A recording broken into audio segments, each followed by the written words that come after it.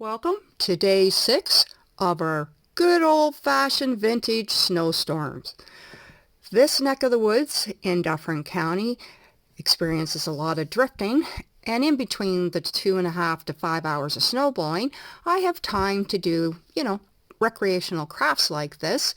A little bit of black paint, some freehand white lettering, some snowflakes, a little splash of color, a little bit of this plastic mesh. I'm going to put some white bags in there just to make that color pop. And what do you think? It says everything at this point, and this sign was homeowner approved.